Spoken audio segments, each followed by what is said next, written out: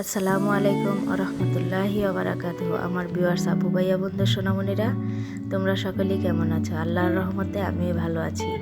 অনেকদিন পর আবার তোমাদের কাছে একটা ব্লগ ভিডিও নিয়ে চলে আসলাম সন্ধ্যা থেকে। এখন সন্ধ্যার চা নাস্তা রেডি করছি। এই তো তোমাদের সাথে গল্প করতে করতে চাটা বানানো শেষ। চাটা খেয়ে চলে আসলাম তোমাদের ভাইয়ার আবদারে রাতের রান্নায়।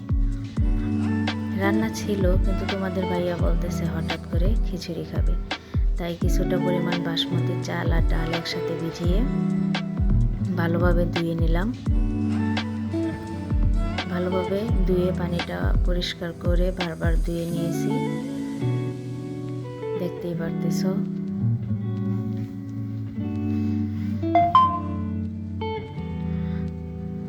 বারবার ধোয়ার পরে আমি কিছুক্ষণ যাবৎ একটু ভিজিয়ে রাখবো। চালটা ভিজিয়ে রাখলে একটু ভালো হয়। আমি জানি তোমরা সকলেই জানো, তাও আর কি বলা। রান্না করতে গেছি, কিন্তু যাই দেখি মশলা নেই, মানে বাটা মশলাটা নেই, তাই একটু পেঁয়াজ পরিমাণ মতো আর রসুনটা বেটে নিলাম। এখন তোমাদের সামনে মশলা মানে উপকরণ দিয়ে দিচ্ছি চালে। পরিমাণ মতো লবণ, মরিচের গুঁড়া, জিরের গুঁড়া, ধনিয়ার গুঁড়া দেব, সাথে থাকবে হলুদের গুঁড়া। ঝরঝরা খিচুড়ি রান্না করতে আসলে যা লাগে অনেকেই জানো, অনেকেই জানো না, তাই আর কি একটু শেয়ার করা।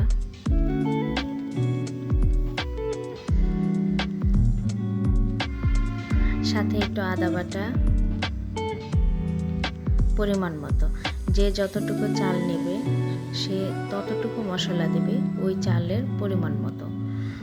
দিয়ে দিলাম পেঁয়াজ রসুন বাটা, সাথে কয়েকটা কাঁচামরিচ মাঝখান থেকে ভেঙে দিয়ে দিয়েছি। এখন দিয়েছি সরিষার তেল। এখন হাতে ভালোভাবে মেখে নেব। হাতে ভালোভাবে মিক্স করে নিলে হয় কি, মশলাটা এবং লবণ চাল সব একসাথে সুন্দরভাবে মিক্স হয়।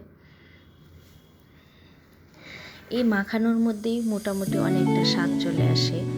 যতটা মাখাতে ভালো হবে, এবং চালটাকে কিন্তু ভালো মানে হালকা হাতে মাখাতে হবে, বেশি জোরে কসলানো বায়া দেওয়া যাবে না, তাহলে আমাদের বাসমতি চালের মাথাটা বায়াটা ভেঙে যাবে।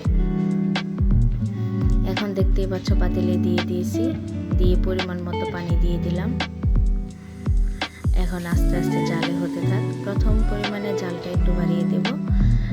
যখন চালটা আর পানিটা সমান সমান হয়ে যাবে, তখন আমরা চুলার আগুনটা একটু লো ফ্লেমে রাখবো। দেখতেই পারতেছো আমার চাল আর পানি সমান সমান হয়ে গেছে। এখন আমরা দমে দেওয়ার জন্য প্রস্তুতি নেব।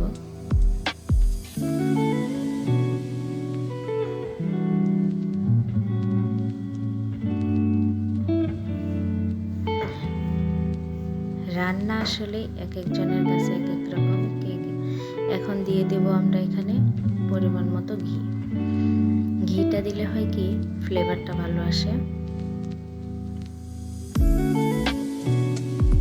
এখন ঢাকনা দিয়ে ঢেকে দেব কিছুক্ষণের জন্য।